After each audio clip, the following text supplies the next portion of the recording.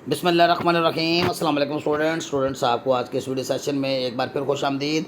Students, आज हम LLB part 2 की अंग्रेज़ी का जो लिंकिंग वर्ड्स का क्वेश्चन है या कनेक्टिव्स का या जिसे हमने सीक्वेंसर्स कहा हुआ है उसका क्वेश्चन है। उसमें मैं 7 मुख्तलिफ हेडिंग्स के तहत आपके साथ लिंकिंग वर्ड्स डिस्कस कर चुका हूँ, लेकिन अब हम हेडिंग्स के हट के एट रैंडम यानी एट रैंडमली इस्तेमाल होने वाले जो कुछ अहम कनेक्टिव्स हैं उनके साथ में डिस्कस करूंगा। ये देखें, ये टोटल जो है हिस्टोरिकली है, साइमल्टेनियसली है, विद रिगार्ड टू है, एज लॉन्ग एज है, इन अदर वर्ड्स है, एज ऑन एज है, ऑन अकाउंट ऑफ है, ट्रेडिशनली है, सच एज है, रादर दैन है, एज इफ़ है, रिसेंटली है, वेदर और का इस्तेमाल है। ये कोई 12-11 जो है आपके साथ लिंकिंग वर्ड्स जो है मैं शेयर करूँगा।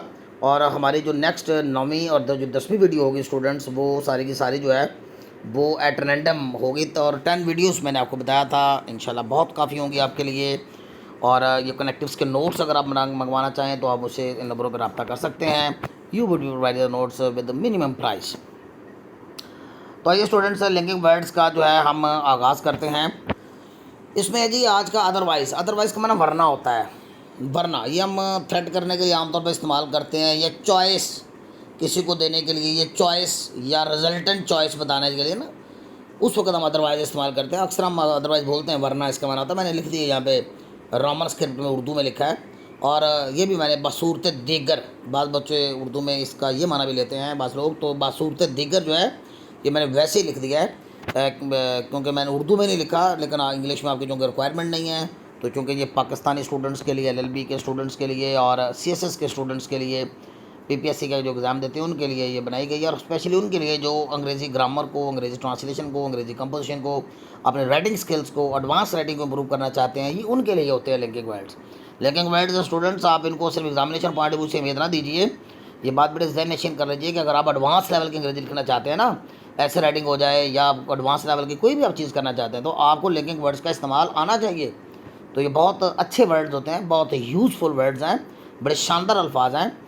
मैं कोशिश करूँगा कि इस वक्त तो मैं एग्ज़ाम के हवाले से ये वीडियोस बना रहा हूँ, लेकिन इसके बाद कोई मैं आपके लिए कोई 500 के करीब वर्ड्स मैंने सिलेक्ट किए हुए हैं।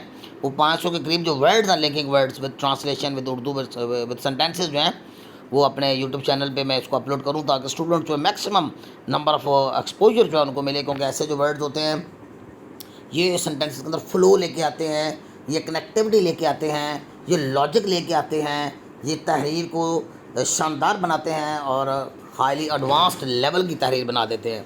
तो इसलिए इनका इस्तेमाल स्टूडेंट्स आपको वैसे भी आना चाहिए। अदरवाइज़ का मैंने वरना होता है, यू शुड टेक केयर, आपको एहतियात करनी चाहिए। अदरवाइज़ के बाद आपने सेमी कॉलन लगाना है पहले, फिर आपको कॉमा लगाएंगे। You will have to face loss, आपको नुकसान का सामना करना पड़ेगा। Have to face loss historically होता है, तारीख़ी लिहाज से। हिस्टोरिकली के स्पेलिंग मुझे शक पड़ रहा है यहाँ, ये हिस्टोरिकल के स्पेलिंग ठीक है, ए जो है यहाँ पे आएगा, यहाँ पे ए मिस हो गया, स्टूडेंट्स देख लीजिएगा।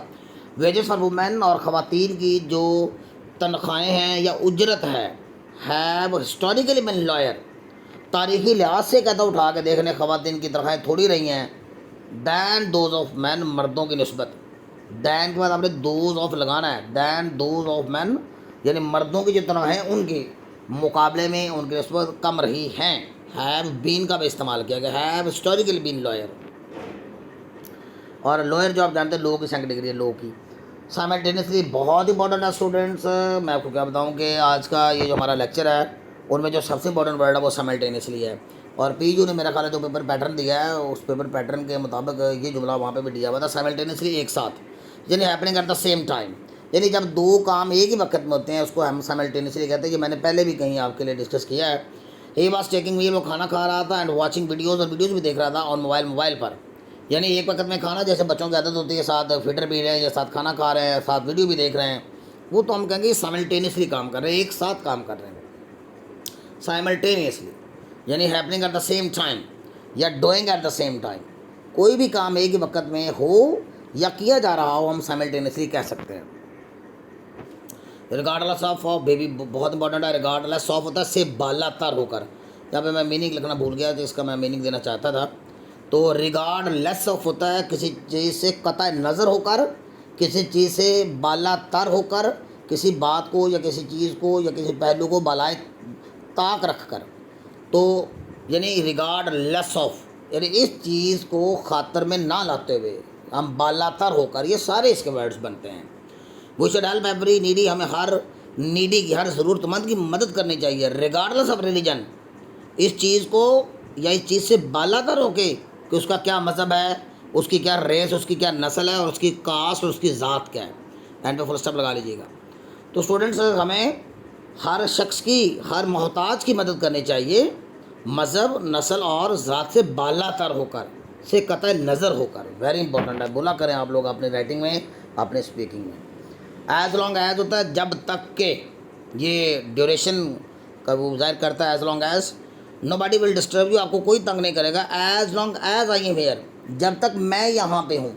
जब तक के, इसका माना होता है, इसकी अलग से भी स्टूडेंट्स मेरे चैनल पे एक वीडियो पड़ी हुई है एज लॉन्ग एज के इस्तेमाल की, मैंने वहाँ पे 20 से 30 एग्जाम्पल्स दी हुई हैं। अगर आप एक्सटेंसिव रीडिंग करना चाहते हैं, एक्सटेंसिव राइटिंग सीखना चाहते हैं, क्रिएटिव राइटिंग सीखना चाहते हैं, तो मेरी इस तरह की वीडियोज़ भी आप देख सकते हैं। मैं कोशिश करूँगा कि इसको लिंक जो है वो डिस्क्रिप्शन बॉक्स में दे दूँ। इन अदर वर्ड्स बहुत आसान है, दूसरे अल्फाज में इसका माना होता है इन अदर वर्ड्स ईजी है। इसका जुमला जरा अगले पेज पर चला गया, ये देखते हैं। He is a fast runner, वो तेज़ दौड़ने वाला है, यानी फास्ट रनर है। रनर था दौड़ने वाला। इन अदर वर्ड, दूसरे लफ्ज़ों में, he can cover long distances quickly, दूसरे लफ्ज़ों में या सादा लफ्ज़ों में हम ये कह सकते हैं कोई लंबा फासला तेज़ी से तय कर सकता है। He can cover long distances, वो लंबे लंबे फासले तेज़ी से तय कर सकता है। या आप ये जुमला पहले लगा लें, he can cover long distances quickly. In other words, he is a fast runner, he is a fast runner को दूसरी साइड पे ले जाए।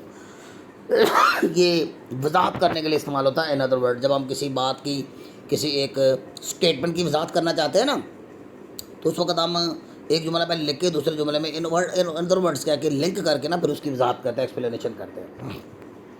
एज सुन एज, जूँ ही, यानी मुख्तसर तरीन मुमकिन वक़्त में, जूँ ही, जैसे ही, इंपॉर्टेंट है, आपने इस्तेमाल भी किया होगा अक्सर।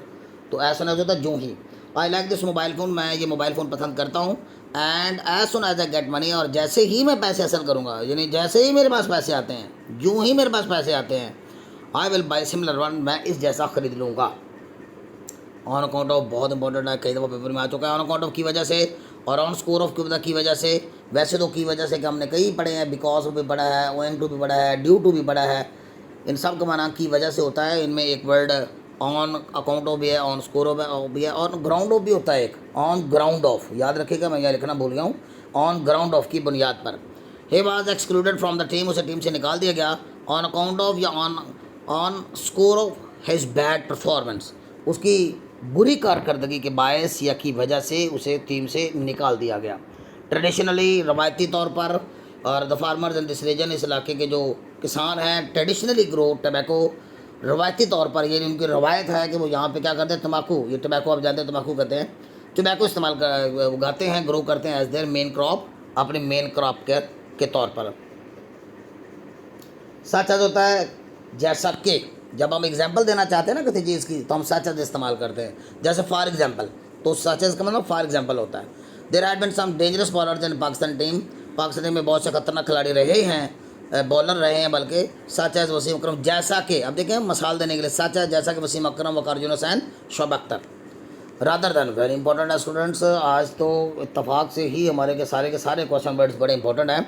रादर दैन तो की बजाय, ये चॉइस के लिए इस्तेमाल होता है, जब आप चॉइस देना चाहते हैं। रादर दैन की बजाय, rather than using YouTube for education purpose, तालीमी मकासद के लिए यूट्यूब को इस्तेमाल करने की बजाय our students use it as an entertainment tool, बल्कि हमारे जो है वो स्टूडेंट्स हैं इसको एक तफरी फराम करने वाला टूल, सोर्स समझते हैं, या इसे इस्तेमाल करते हैं एज एन एंटरटेनर टूल के तौर पे इस्तेमाल करते हैं, बजाय इसके कि वो इसको एजुकेशनल पर्पज़ के लिए इस्तेमाल करें। एज ए फॉर एज दो वेरी इंपॉर्टेंट है, इसका माना गोया के होता है, और गोया के का मतलब जब हम इस्तेमाल करते हैं तो इसका माना तशबीह देना होता है। जब आप तशबीह देना चाहते हैं किसी को, तो हम किसी की चीज़ को दूसरी के साथ, तो हम एज़ इफ़ का इस्तेमाल करते हैं, या एज़ दो का इस्तेमाल करते हैं, दोनों का माना एक ही है।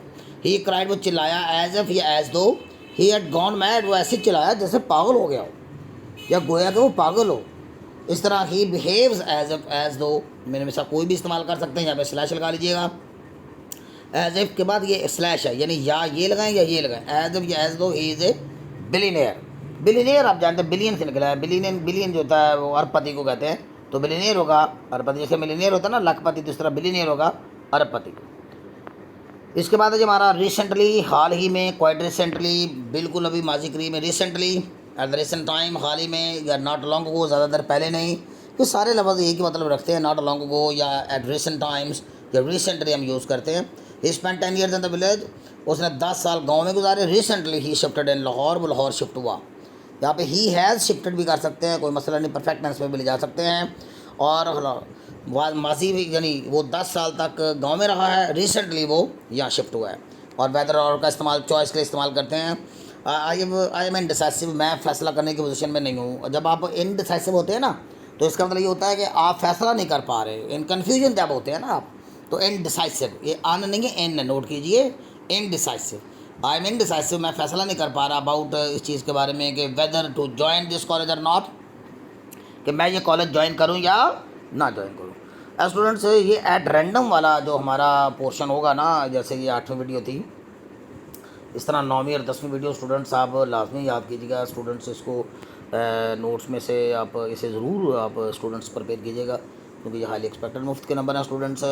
मैं यहाँ पे आपके लिए एफर्ट कर रहा हूँ, कोशिश कर रहा हूँ, तो आप भी स्टूडेंट्स को एफर्ट करके लिख लीजिए, याद कर लीजिए, स्क्रीनशॉट ले लीजिए, जैसे आपको अच्छा लगे, नोट्स मंगवा लीजिए, जैसे भी स्टूडेंट्स, ये आपके लिए बड़े। तो होपफुली स्टूडेंट्स के this video will prove to be very helpful for you in your exam preparation, और इसमें से 10 में से 10 नंबर इंशाल्लाह आपके पूरे के पूरे आएंगे। Okay students, till next video, अल्लाह हाफिज़।